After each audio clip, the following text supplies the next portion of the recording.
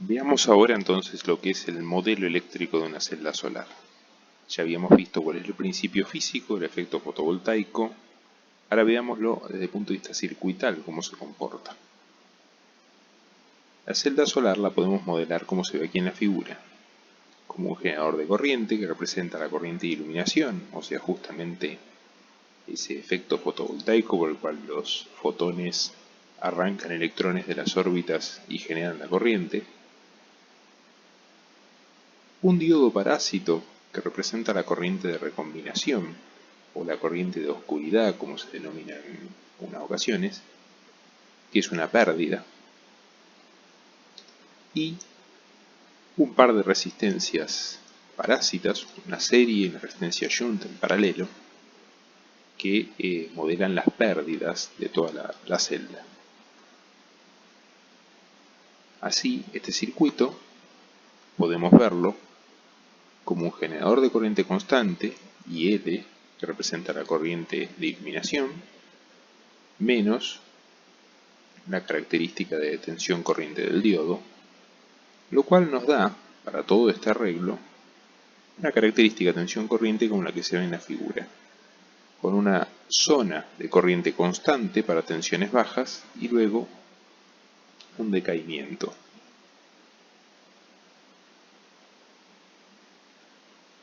Aquí podemos verlo sobre un caso real, sobre un panel comercial, en este caso de silicio policristalino, en el cual vemos la característica de corriente y la de potencia. La de corriente está en las trazas del color de grosor más fino, para distintos grados de irradiación. ¿Sí? Lo primero que vemos es, a mayor irradiación por metro cuadrado, la corriente aumenta. Y como vimos, para tensiones bajas, la corriente es casi constante. Fíjense que tiene una pendiente apenas muy suave. Ahora, a partir de una cierta tensión, en este caso 30 volt, la corriente disminuye rápidamente. Si calculamos la potencia entregada a todos los casos, como potencia es tensión por corriente, vamos a tener que en la zona de corriente constante, la potencia crece en forma lineal con la tensión, llega a un máximo en el punto de inflexión y después decae rápidamente junto con la corriente. Por lo tanto, viendo estas curvas, más allá de que obviamente conviene trabajar siempre con los mayores niveles de irradiación porque significa más corriente y más potencia, lo que vemos es que el punto óptimo de operación se halla en el entorno de este punto de inflexión, donde le podemos extraer la mayor potencia al panel. Veamos estos ejemplos. Aquí tenemos diferentes casos. En las dos figuras de arriba vemos corriente, en las dos de abajo potencia. A la izquierda variaciones de irradiación, a la derecha variaciones de temperatura. Las variaciones de irradiación, como vemos, corresponden al caso de la figura de la diapositiva anterior. Mayor irradiación significa mayor corriente, por ende mayor irradiación significa mayor potencia.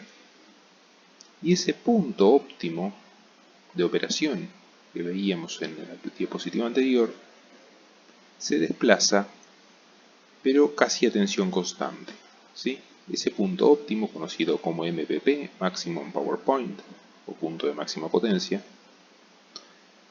fíjense que está casi, apenas varía su tensión, pero está casi a la misma tensión. Por el contrario, cuando tenemos variaciones de temperatura, la corriente del panel no se ve casi afectada, pero lo que sí se ve afectado es el punto de inflexión. Por lo tanto, cuando calculamos la potencia, a diferencia de las variaciones de irradiación, ahora tenemos una recta igual para todos los casos, pero el MPP, el punto de máxima potencia, se corre hacia tensiones más bajas. ¿Sí? Entonces, en el video anterior comentábamos que la temperatura provocaba pérdidas, un aumento de pérdidas en los paneles, en particular los paneles de silicio.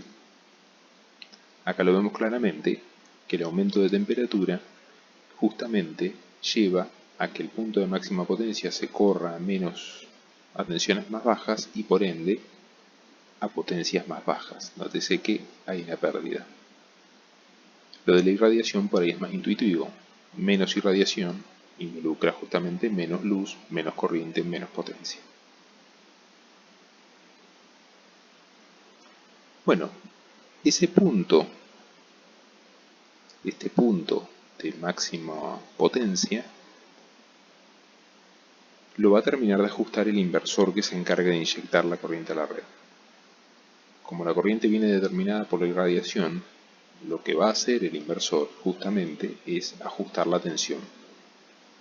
Recordemos por definición de teoría de circuitos, una fuente de corriente ideal es una fuente que entrega una corriente dada y la tensión entre bornes viene dada no por la fuente sino por la carga. En este caso, si tengo una fuente de corriente, pongamos ideal, que representa la celda fotovoltaica, la carga, lo que está conectado en sus bornes, es el inversor. El inversor va a ser el que termine determinando cuál es la tensión que cae entre los extremos de la fuente de corriente. Bien, ¿cómo hace entonces el inversor para ajustar ese punto de máxima potencia, el MPP? Bueno, a través de lo que se conoce como métodos de MPPT, o sea, de Maximum Power Point Tracking, el seguimiento del punto de máxima potencia. Hay diversas técnicas que se reducen a perturbar en un punto y observar el desplazamiento de potencia, análisis de conductancia incremental, métodos de tipo fraccional, métodos basados en lógica difusa, en redes neuronales y algunos otros más que están en investigación. Sin embargo, desde el punto de vista práctico, este es un tema que viene resuelto en la mayoría de los dispositivos comerciales y digamos que, si bien es un campo de investigación activo porque todavía puede mejorarse, es algo que está bastante solucionado desde lo comercial.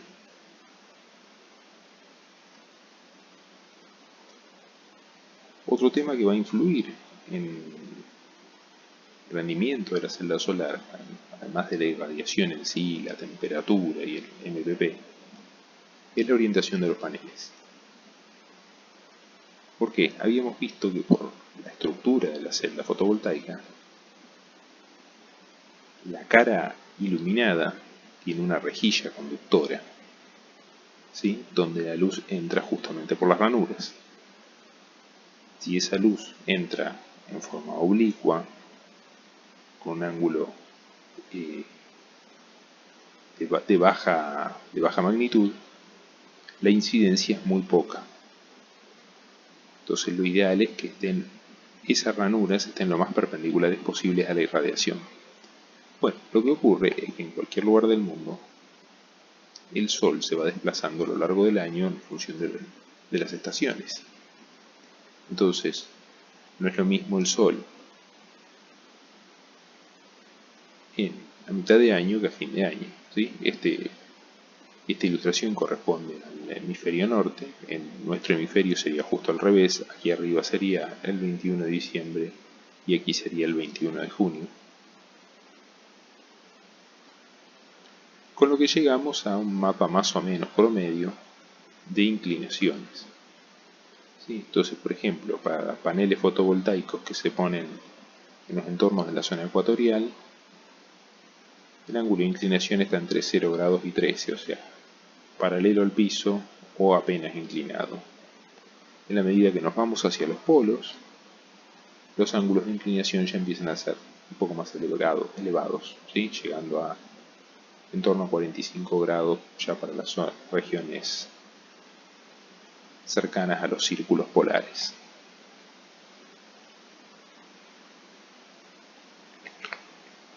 Bien, tenemos nuestro panel, lo tenemos modelado, lo tenemos orientado. Ahora vienen algunos problemas no menores a tener en cuenta propios de las instalaciones prácticas.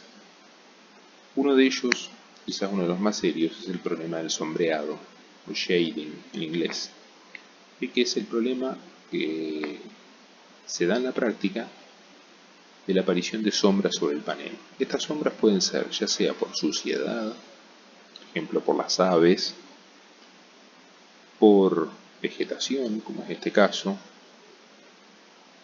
por edificaciones vecinas que obstaculizan la luz del sol en algún momento del día, o por la misma disposición de los paneles en el lugar que hacen que en ciertos horarios se vean tapados unos a otros.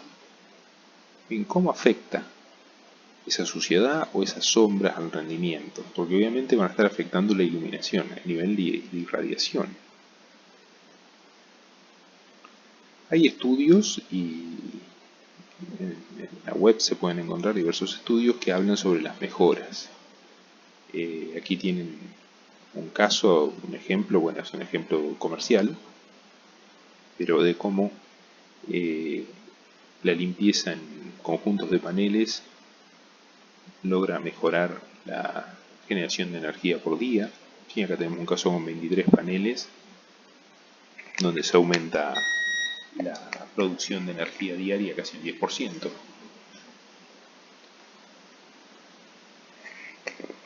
El efecto que esto tiene desde el punto de vista económico en la generación de energía. Aquí también estos son ejemplos que dependen mucho de la región, del ángulo de orientación, o sea, los números pueden variar, pero lo importante es que se nota que con la suciedad, con el paso del tiempo, hay una pérdida importante en el retorno económico de estos dispositivos. Algunos trabajos hechos en el entorno de la Facultad de Ingeniería de la Universidad Nacional Mar del Plata, justamente trabajando con los paneles que han instalados en el techo de la facultad, se ha verificado ese fenómeno con pérdidas de producción, digamos, pérdidas de eficiencia en torno del 5%.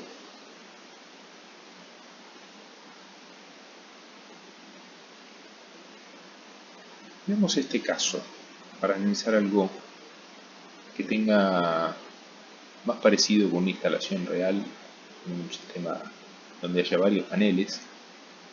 Esta es una configuración de 12 paneles organizados en lo que se llama 3 ramas o strings en la jerga técnica, que a su vez están en paralelo. De estos 12 paneles, supónganse que hay 3 que están sombreados, ya sea porque hay una edificación cercana que a cierta hora del día los tapa, podría ser el ejemplo, o unos árboles, o simplemente porque están sucios. Bien, antes que nada, cuando conectamos a estos paneles, cada uno de estos paneles, asumamos idealmente que se trata de una fuente de corriente. Entonces, mientras para poder conectar fuentes de corriente, si son ideales, no las puedo conectar en serie. Bien, tengo que tener algún mecanismo de puenteo. Entonces, para eso se utilizan lo que llaman los diodos de bypass, que son estos diodos que van en paralelo, que permiten conducir corriente y evitar que un módulo bloquee a otros, y después justamente unos diodos de bloqueo para evitar que una rama cargue a las otras, ¿sí? De manera que la corriente siempre fluya en un sentido. Bueno, supongamos entonces esta situación. Tenemos una rama o string perfectamente iluminado, otra rama o string con un panel sombreado y otra con dos. O sea, una está al 100%, otra al 75% y otra al 50%, por ponerlo más o menos un porcentaje. Lo que vamos a tener ahora es que cada uno de los strings o ramas tiene diferentes curvas de potencia.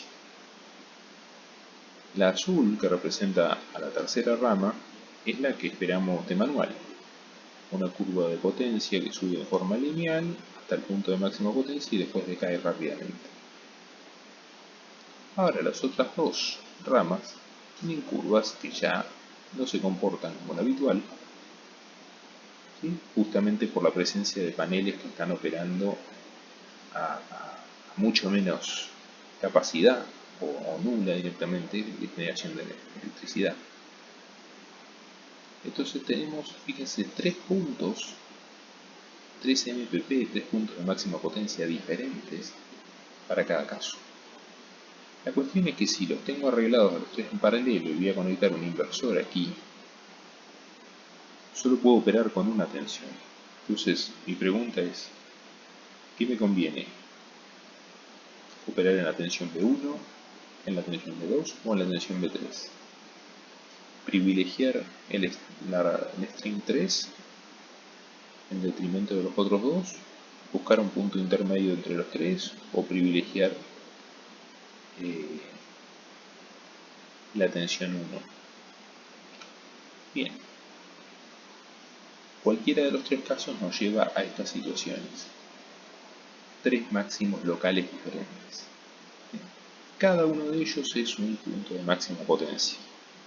Y aquí viene la dificultad, a veces en los mecanismos de seguimiento del punto de máxima potencia, porque quizás sean eficientes para detectar un punto de máxima potencia, localizarlo y en cierta manera sintonizar al equipo, pero lo difícil es saber si estamos en este máximo, estamos en este o estamos en este, o sea, si estamos en el mejor de los máximos o estamos en un máximo local que no aprovecha toda la capacidad del conjunto de paneles. Bueno, ese es uno de los desafíos en lo que es técnicas o algoritmos o sistemas de procesamiento para la detección de puntos de máxima potencia.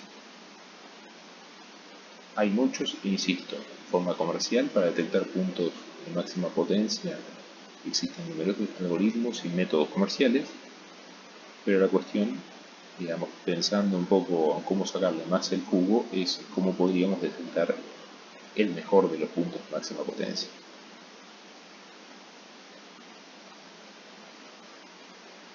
Y todo esto del sombreado de los puntos de máxima potencia nos lleva también a otro problema que puede aparecerse en la situación real, que son los llamados puntos calientes o hotspots. Básicamente un hotspot es una zona dentro del módulo fotovoltaico que se calienta excesivamente. ¿Por qué se calienta? Porque aumenta la resistencia. Un aumento de resistencia genera más disipación de potencia y por lo tanto un aumento de temperatura. Eso puede ser tanto por cuestiones, por defectos internos, ya sea celdas dañadas, problemas de soldaduras, de uniones, por el sombreado, que lo que hace es aumentar las pérdidas para el grupo de celdas que están afectadas. Bueno, un hotspot puede terminar así. Aquí vemos una cámara termográfica donde se identifica claramente alguna celda defectuosa en un panel. Y aquí vemos casos de paneles dañados ya por la sobrelevación de temperatura. ¿Sí? Está la parte de atrás de un panel y está en la cara del frente, donde se ve claramente que hubo un hotspot y la temperatura se elevó demasiado y bueno, se prendió fuego. Bien. Pero bueno, esta es una cuestión también crítica que puede acelerar el proceso de degradación de un panel hasta destruirlo catastróficamente.